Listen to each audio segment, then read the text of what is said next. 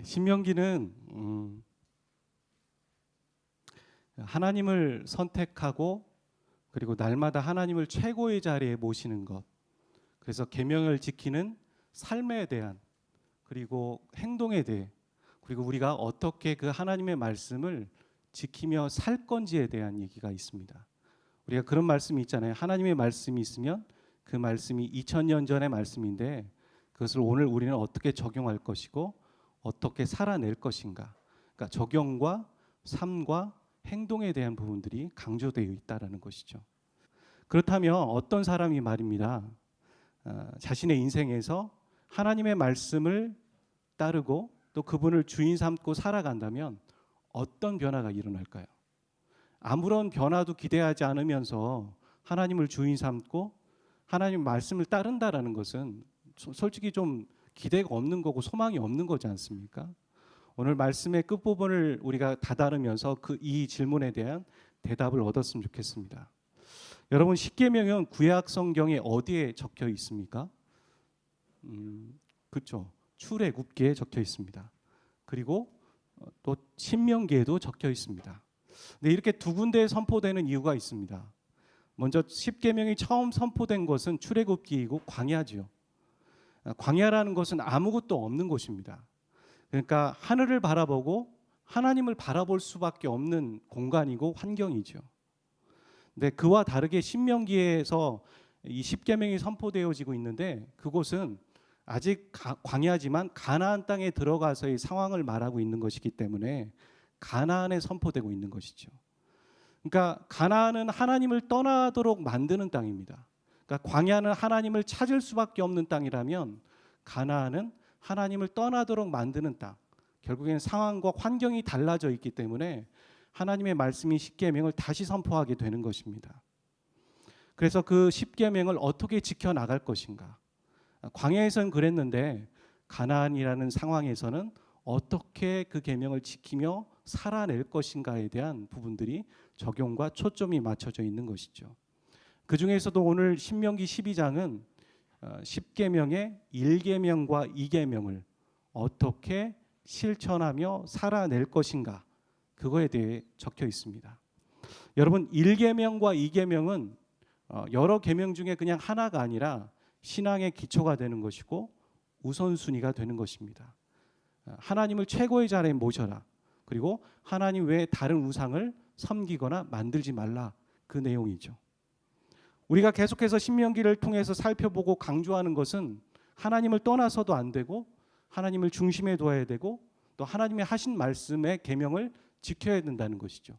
그게 바로 십계명의 1계명과 2계명의 내용이기도 합니다.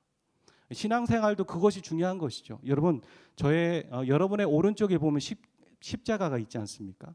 저 십자가는 수직과 수평이 교차되어 있죠. 신앙생활에서는 수직이 먼저죠. 우리가 하나님과의 관계가 바로 설 때 우리가 내 자신에 대한 자화상이 바로 갖게 되는 것이고 나와 또 가족과 이웃을 바라보는 관점이 올바르게 되는 것이고 더 넘어서는 나와 이 자연, 이 세상을 바라보는 관점이 바로 서게 되는 것이죠. 세상은 수직이 없죠. 너와 내가 어떤 관계를 맺어야 되나 이런 것들을 해나가고 컨설팅을 해나가긴 하지만 수직이 없기 때문에 한계가 있는 것이고 잘못된 건 나름의 기준만 있을 뿐인 것이죠. 우리가 하나님에 대한 바른 관계 기준이 세워지게 될 때 수평이 함께 가는 것이고 그것이 신앙생활이고 그렇게 될 때 성장이 일어나는 것이죠. 우리가 계룡산에서 돛 닦는다고 성장이 일어나지 않습니다. 이곳에서 삶의 현장에서 하나님을 만나고 또 성도와의 교제를 통해서 함께 어우러지게 될 때 신앙의 성장이 일어나게 되는 것이죠. 우리가 지난 시간에도 설명했고 여러분 모두가 동의하셨을 것입니다. 우리가 살아가는 이 세상은 지금 이스라엘이 들어가는 가나안과 매우 흡사합니다. 가나안은요, 하나님을 배제하고 하나님 없이도 살아갈 수 있는 땅이었어요. 그래서 인간의 지혜와 인간의 기술과 또 인간의 이성으로 얼마든지 살아갈 수 있고 살아갈 수 있는 땅이라고 말하는 땅입니다. 거기다가 그 땅에는 바알이라는 우상을 섬기는 땅이죠. 그리고 그것이 진리라고 외치는 곳이었습니다. 오늘 우리가 살아가는 이 세상도 그렇지 않습니까? 오늘 본문이 광야에서 선포된 1, 2계명을 가나안의 상황에 맞게 풀어내고 있는 거예요. 이것을 배움으로 우리는 오늘 2019년을 살아가는 우리가 이 가나안이라고 생각하는 이 세상에서 어떻게 하면 1, 2계명을 적용하고 살아낼 수 있을까 좀 생각해보는 시간이 되었으면 좋겠습니다. 광야에서 10계명의 1계명을 선포하고 2계명을 선포했는데 이 10계명을 한번 읽어보도록 하죠. 우리가 이것을 말씀을 외우고 있지만 이걸 구체적으로 우리 삶에 오늘날 현실에 어떻게 적용해야 될지 솔직히 모르잖아요. 깝깝하고 답답할 때가 있지 않습니까? 먼저 이스라엘 백성들이 가나안에 들어가게 될 때 하나님이 이 두 가지의 계명을 적용점으로 명령으로 얘기해 준 게 딱 두 가지입니다. 첫 번째가 뭐냐면 우상의 집기와 장소를 파괴하고 없애라는 것입니다. 오늘 본문의 2절과 3절에 나와 있죠. 함께 읽어보도록 하겠습니다. 신명기 12장 2절과 3절입니다. 시작. 여러분 좀 과격하다는 느낌들 가지실 수도 있겠죠. 어떤 분이 보셨을 때 아무런 맥락 없이 볼 때 하나님이 좀 너무 과격하다. 모든 걸 막 부시고 파멸하고 그거 있는 거 그냥 리모델링해서 하나님 예배 드리는 데 쓰면 되지. 뭘 그것까지 부시고 다 모조리 없애버려. 이런 생각들 가질 수 있을 것 같습니다. 여러분 이스라엘 백성들은요. 유랑민이었어요. 우리가 알고 있는 것처럼 40년을 하나님이 야 텐트 걷어 그럼 바로 움직여야 되는 거고요. 자 여기야 그럼 멈춰야 되는 거예요. 언제 움직일지 모르는 사람들의 상황 삶은 어떨까요? 그냥 먹고 사는 거에 급급한 것이지 문화라는 게 거의 없어요. 제대로 된 문화라는 건 없죠. 우리가 이 세상에서 정착하면서 살아가고 있기 때문에 뭐 여가도 즐기고 스포츠도 하고 문화를 갖게 되는 것이지 유랑민이라는 사람들은 문화라는 게 자체가 거의 없다라는 것이죠. 근데 그에 반해서 가나안 민족은 어떻습니까? 문화가 있어요. 정착되어 있으니까요. 이미 농사를 하고 열매를 거두고 농경지가 있는 것이죠. 우리가 사회적으로 봤을 때요. 문화가 없는 민족은 문화가 있는 민족이 만났을 때 흡수되기 마련이라는 것이죠. 이 부분을 좀 생각해보고 가나안의 문화가 어떤지에 대해서 좀 제가 소개할 수 있는 내용들을 좀 찾아왔는데 한번 읽어보도록 하겠습니다. 1928년에 한 시리아 농부가 밭을 가다가 무덤을 발견한 거예요. 고대의 무덤인 것 이거 고대의 무덤인 것 같은데. 그래서 이 농부는 당국에다가 이제 얘기를 한 겁니다. 그래서 프랑스 정부 아래 있던 시리아가 통치를 받고 있었거든요. 고대 유적 사무실이 이제 발동이 돼가지고 그것을 발굴하기 시작한 거예요. 발굴했는데 뭐가 나오냐면 그것이 바로 가나안의 문화였다라는 것이죠. 거기에 뭐가 나오냐면 왕실의 무덤이 나오고요, 2개의 거대한 신전이 나오고, 그 다음에 기념비적인 건축물들이 나오고, 왕궁도 나오고, 그 다음에 생활도구가 나오고. 근데요, 전 이 대목에서 깜짝 놀랐어요. 뭐가 나오냐면 도서관이 나왔어요. 그 당시에 라이브러리가 나온 거예요. 가장 중요한 게 서적 보관소가 있었다는 것입니다. 대량의 토판이 발견된 이 서적 보관소는 어디에 있었냐면 바알이라는 신전과 다곤 신전 사이에 있었다는 거예요. 여러분 바알을 여러분 아시죠? 풍요의 신, 가나의 신. 근데 이 바알의 아버지 신이 다곤 신전이거든요. 그러니까 아버지 신과 아들 신 사이에 도서관이 있었다. 이게 무슨 의미일까요? 자신들의 신앙을 구두로 전하지 않았어요. 그것을 적고 전할 수 있었고 기록할 수 있는 어마어마한 문화를 그 시대 이 가나안 문화에 갖고 있었다라는 것이죠. 이런 어마어마한 문화를 갖고 있는 사람들, 여러분 제가 그것을 그림으로 좀 잠깐 생각해 봤거든요. 이스라엘 백성들은 텐트 치면서 뭐 했어요? 와, 하늘에서 만나와 메추라기가 떨어진다. 이게 뭐지? 막 이렇게 이러고 있는 상황에서 옆에는 신전 만들고 저게 바알이거든요. 예. 그런 거 만들고 있는 상황이에요. 도서관이 있고. 차원이 다르죠. 그러니까 좀 떨어지는 문화에 사는 사람들, 문화가 제대로 없는 사람들이 문화가 있는 땅에 들어가게 될 때 모조리 흡수되고 이게 뭐야 하고 동경하게 되고 빨려 들어가게 되는 거. 하나님 그것을 경고하고 계신 거죠. 그래서 하나님 뭐라고 합니까? 너희들이 전쟁에서 그것들을 노략물을 취하게 되면 갖지 말고 다 없애버려. 특별히 우상 숭배하고 있었던 모든 집규, 모든 우상들 다 없애버려. 그렇게 말하고 있는 것이죠. 그것이 바로 10계명을 지키는 이스라엘 백성들이 가나안에서 지켜야 되는 적용점이었던 것입니다. 여러분 우상의 집기와 또 장소를 파괴하고 없애라, 이런 말을 오늘 우리의 삶에서도 적용할 수 있겠죠. 저와 여러분의 삶에도요, 하나님을 예배하고 하나님을 주인 삼는데 방해가 되는 것이 무엇일까요? 사람입니까? 그럼 사람이면 파멸하고 없애고 이렇게 적용하면 안 되시겠죠. 그 상황에 맞게 적용해야 되지 않겠습니까? 제가 청년 시절에 찬양 인도를 시작했는데요. 찬양 인도를 시작하는데 어머니랑 계속 이렇게 말다툼이 있는 거예요. 왜 그러나 언제 그러나 봤더니요, 처음에 몰랐는데 토요일마다 그러는 거예요. 토요일마다. 토요일이 그 당시에는 이제 청년부 예배가 있었을 때였습니다. 그러니까 찬양 인도를 하기 전에 항상 준비하려고 하면은 마음이 다 무너지는 겁니다. 어머니와 말다툼하고 갈등을 일으키니까. 하루는 그게 깨달아지는 거예요. 이게 예배 전에 뭔가 영적인 흐름과 공격이 있는 게 아닌가? 이런 생각이 딱 들어서 그때부터 어떻게 했겠습니까? 어머니와 좀 거리를 두었습니다. 오히려 갈등을 일으킬 것 같으면 거리를 두고 피하고 토요일날 그렇게 했더니 그 문제가 없어지기 시작했어요.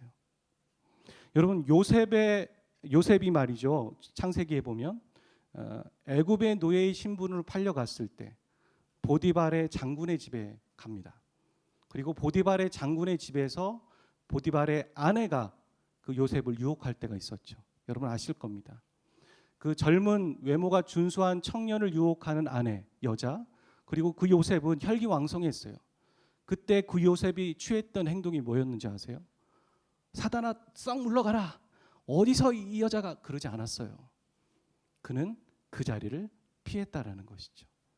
우리가 말이죠, 나는 이 모든 걸 이길 수 있어, 이 유혹을 이길 수 있고 이 미혹을 이길 수 있어, 한번 와봐라, 이렇게 말하는 것이 아니라 어찌 보면 우리에게 지혜로운 것은 그 자리를 피하는 거예요. 그 자리를 옮기는 것이고 그 자리를 떠나는 것입니다. 그게 어찌 보면 우리에게는 우상의 집기의 장소를 파괴하고 없애고 멸하라는 것이 될 수도 있는 것이죠. 여러분, 우리가 하나님과의 관계에서 갈등이 되어지는 사람들이 있을 때 우리는 어떻게 해야 될까요? 그 자리를 피하는 거예요. 그 자리를 피하는 거예요. 그리고 우리 안에 이 시대에 가장 하나님과의 관계에서 문제가 되고 걸림돌이 되는 건 저는 미디어라고 생각합니다. 핸드폰 같은 게 있죠. 여러분, 요즘에 현대인들이 핸드폰을 하루 사용하는 시간이 통계적으로 3시간이라는 거죠.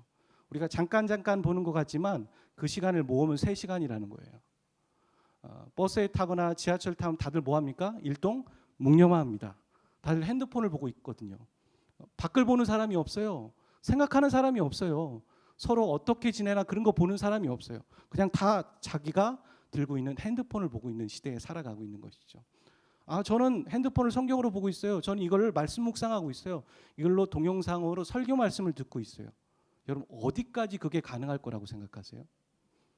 여러분, 그걸로는 우리가 하나님의 말씀을 묵상하는 거, 생각하는 것이 모순이 일어나요. 핸드폰을 보았을 때 우리 안에 있는 생각하는 뇌의 영역을 쓰지 못하게 되는 것이죠. 이것이 어찌 보면 우리도 모르게 스며들고 자연스럽게 되는 것이죠. 우리가 오늘 아침에 일어날 때 가장 먼저 대화하고 혹은 본 게 무엇이세요? 저는 핸드폰을 봤습니다. 가끔 예외이신 분도 계시긴 하지만 보통은 핸드폰을 보고 문자가 뭐가 왔나? 오늘 뉴스가 뭐였지? 그걸 먼저 보죠. 그게 우리의 현실이라는 겁니다. 어찌 보면 우리도 모르게 스며들어 있는 문화들, 그것은 우리가 이길 수 있는 문화가 아니라고 얘기하는 거예요. 하나님은요. 그것을 피해라, 그것을 없애라, 그것을 중단해라, 그것을 멈춰라 라고 얘기하는 거죠. 저는 사랑하는 저와 여러분이 한 주 좀 결단하고 미디어 금식을 하실 수 있었으면 좋겠습니다. 지금 하고 있는 것들을 멈춰보는 거죠. 피해보는 거죠. 그 자리를 옮겨보는 것이죠. 근데 하나님이 이 10계명의 1계명, 2계명을 지키는 일들 가운데 두 번째 계명에 대해서, 두 번째 적용점에 대해서 우리에게 말하고 있는 것이 있어요. 그것은 무엇이냐면 하나님이 정해준 곳에서 예배드려라, 그렇게 말하는 것이죠. 5절과 11절과 18절이 있는데 한번 11절을 한번 읽어보도록 하겠습니다. 같이 읽어보죠. 시작.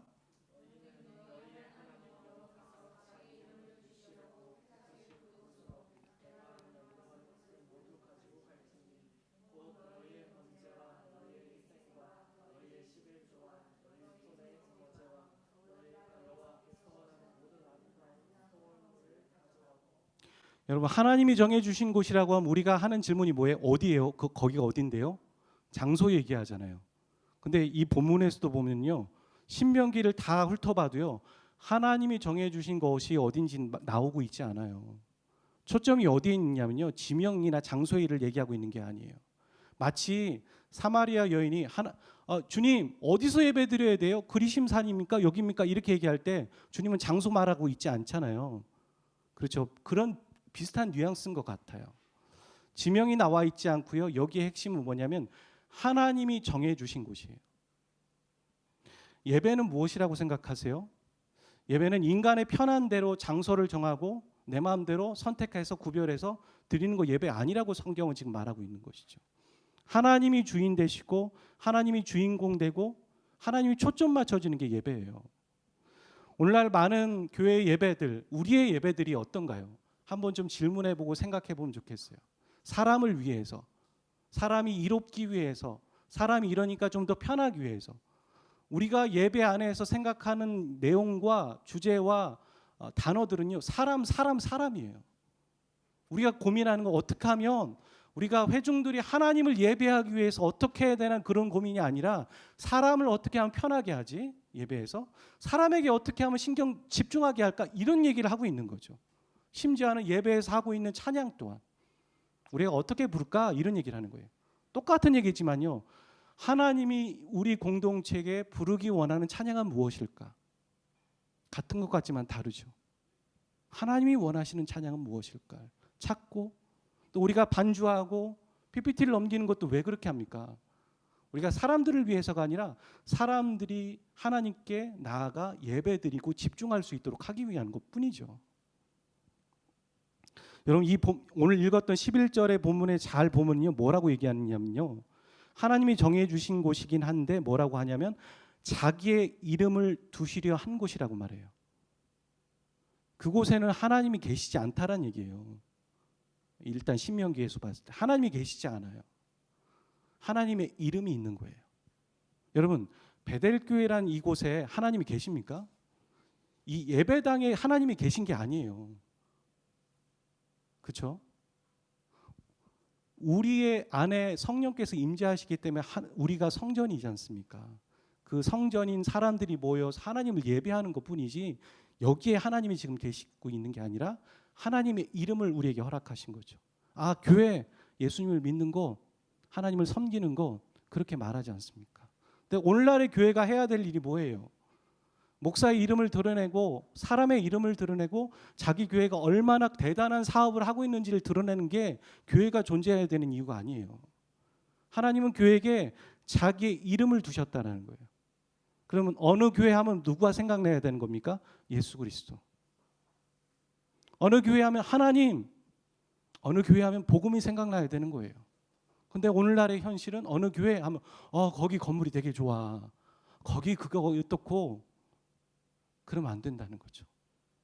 저는 그렇게 생각해요. 목회자든 찬양 인도자든 저 찬양 인도자 찬양 너무 잘하는데, 저 목사 설교 너무 잘하는데 사역 잘못한 겁니다. 저는 그렇게 생각해요. 저는 그렇게 배웠어요. 저 찬양을 통해서, 이 예배 시간을 통해서, 이 말씀을 통해 내가 하나님을 더 보았어. 내가 어떻게 살아야 될지 그리스도인으로서 고민하게 되었어. 그게 바른 사역이고 찬양 인도죠. 오늘날 우리에게 그런 게 없는 거예요. 하나님이 자기의 이름을 두셨는데 그 이름을 드러내려고 하는 것이 아니라 그걸 이용해서 자기의 이름을 드러내고 사람의 이름을 드러내려고 하는 것이죠. 정리해 보면요, 하나님이 정한 것은 오늘날로 보면 교회를 말할 수 있습니다. 가나안 땅에서 하나님이 정한 곳 이렇게 말하는 것은 오늘날로 적용해 보면 교회를 말할 수 있죠. 그런데 그 교회는 자기의 이름을 두셨다고 했는데 교회가 그 예수 그리스도의 이름, 하나님의 이름을 드러내지 않는다면 우리는 점점점 고민해 봐야 됩니다. 그리고 분별해야 되는 것이죠. 그렇다면 여기 본문에 좀 더 나오는데요, 하나님이 택하신 곳, 정하신 곳에서는 그럼 무슨 일을 할까요? 모여서요. 당연히 하나님을 예배하잖아요. 근데 7절을 한번 읽어보도록 하겠습니다. 세 가지가 나오고 있어요. 읽어보겠습니다. 시작. 첫 번째, 두 번째, 세 번째인데요. 첫 번째는 하나님과 함께 공동체가 기뻐하는 일들이 일어나야 되는 일이고, 두 번째는 어떤 특권이 없다라는 것이죠. 같이 모였는데. 그러니까 교회가 그래야 된다는 거예요. 교회에서 예배 드리지만 우리가 보통 어떻게 해요? 예배 드릴 때? 아, 나 오늘 예배 잘 드렸어. 나 예배 드리고 가는 거야. 내가 중심되어 있죠. 항상. 개인주의예요. 교회 안에도. 교회 안에도 내가 예배 드렸잖아. 내가 헌금했어. 난 봉사했어. 그걸 가르쳐요, 교회가. 근데 진정한 하나님이 정해 준 공동체 안에 일어나야 될 일이 뭐라는 거예요? 저 사람, 타인이 생각나야 되는 거예요. 이 세상에 대한 고민이 있어야 되는 거고요. 우리가 어떻게 해야 될까가 고민이 되어져야 된다는 거죠. 그것이 그 안에 일어나야 된다는 거고요. 두 번째는 무엇이냐면, 예수님을 믿는다고 모였는데 서로 계층이 날리는 거예요. 아, 돈 많이 버는 사람, 사회적으로 지위가 있는 사람, 또 그렇지 않은 사람, 남자, 여자 구분된다는 거죠. 이게 말이 안 된다라는 얘기를 하고 있는 것이죠. 하나님이 정해놓은 공동체 안에는 그런 것들이 없어야 된다는 거죠. 이 본문에 보면 노비도 와라, 가족들도 와라, 특별히 레위인도 와라. 여러분, 레위인은 그 당시에 먹고 사는 거를 사람들에게 의존해야 되는 사람이었습니다. 결국에는 약자였고 보호가 필요한 사람이었죠. 그런 약자와 보호자가 구분짓자와 함께 와서 함께 기쁨을 나누는 공동체. 마지막은 무엇입니까? 우리의 삶의 현장에 수고하고 하나님의 말씀대로 살아가는 것들에 대해서 잘한 거야, 힘내, 격려할 수 있는 공동체라는 것이죠. 그것이 당연한 거예요. 우리가 말씀대로 살아가는 걸 보면서 이상하게 생각하는 세상의 사람들이 있는데, 교회 왔을 때 잘했어 형제, 잘했어 자매, 승리한 거야, 하나님 말씀대로 살아가다가 넘어질 수 있는 거야, 그렇게 말하면 힘내보자라고 말할 수 있는 공동체. 그게 바로 하나님이 정해놓은 공동체라는 것이죠. 여러분 이런 공동체를 경험해 보셨습니까? 저는 베델 공동체가 그렇게 되기를 주 이름으로 축복합니다. 정리해 보면 무슨 얘기를 하고 있는 거냐면, 성경이요, 이미 가나안을 허락하신 하나님의 은혜가 있잖아요. 이미 출애굽했어요, 이스라엘 백성들은. 그러니까 그게 기본이라는 거예요. 하나님이 너희들에게 은혜를 베푸셨지 않니? 이미 가나안 땅을 주시기로 약속하셨지 않니? 얻게 되지 않니? 그런 은혜에 당연한 반응을 해라라고 말하는 거예요. 그게 뭔지 아세요? 예배 드리라는 거예요. 여러분, 우리는 예배를 드리는 걸 하나님 앞에 예배 드리는 거지 라고 생각할 때가 있어요. 내가 대단한 결정을 하고 여기 왔다라고 생각해요. 내가 있는 곳에서 예배 드리면 와, 나 대견해. 성경은 그렇게 말하고 있지 않아요. 죄송하지만. 그거 당연한 거잖아. 네가 은혜 받고 예수 그리스도의 십자가의 은혜를 안다면 예배 드리는 거 당연한 거잖아. 그게 왜 대단한 거야? 라고 말하고 있다는 거예요. 우리는요, 예배 드리는 것만으로 대단하다고 생각하고, 와, 오늘 나 대단한 일을 했어, 그건 내 마음대로 살면 되지, 일주일은 6일은, 그렇게 말하는 그리스도인인 것 같아요. 근데 신명기는 그런 말을 하고 있지 않아요. 예배 드리는 건 당연한 거야. 그런데 예배 드리는 걸로 그치면 안 돼. 거기서 끝나면 안 돼. 그러면 말뿐인 그리스도이냐, 행함이 없는 그리스도이냐, 이 말하고 있는 거예요. 그러면서 뭐라고 합니까? 먼저 너희 교회 안에서, 너희 공동체 안에서 신분이나 지위나 그 벽이 허물어지고 그 구원의 기쁨을 회복하고 그 교제의 회복을 하고 나눔의 기쁨을 회복하고 하나님 뜻대로 살아가는 것들을 격려받는 그 공동체성이 회복되길 원한다라는 거예요. 이해하셨습니까? 그 공동체성이 회복되는 게 왜 중요한지 아세요? 성경은 지금 어렵지만 이렇게 말하고 있는 거예요. 그 공동체성이 회복되어서 그것에 힘을 얻고 그것으로 세상에 나가서 회복하는 사람이 되라고 말하고 있는 거죠. 거기까지 나가는 걸 뭐라고 합니까? 거룩이라고 말하는 거예요. 여러분, 우리가 성경책 들고 다니는 걸 거룩이라고 말하지 않아요. 앉아서 기도하고 있는 걸 거룩이라고 말하지 않는다는 거죠. 그것도 거룩한 행동이에요. 하지만 거기서 그치는 것은 말뿐인 그리스도인일 가능성이 크다라고 말하는 거예요. 성경은 삶과 신명기는 삶과 너희의 현실과 너희가 어떻게 살아갈지에 대한 고민을 하는 건데, 그러기 위해서 삶을 열심히 살고 일주일 내내 뛰고 열심히 살면 된다라고 말하고 있는 것이 아니라 너는 시간을 멈추고 쉬어서 하나님을 기억하는 예배의 장소에 와서 예배를 드려야 된다고 얘기하는 거예요. 그 거룩함을 회복하고 그 공동체 안에서 거룩성을 회복하게 되고 힘을 얻게 될 때 비로소 너는 6일을 잘 살 수 있다라고 말하고 있는 거죠. 사랑하는 여러분, 우리가 예배 드리는 것이 너무나 단순한 것 같으십니까?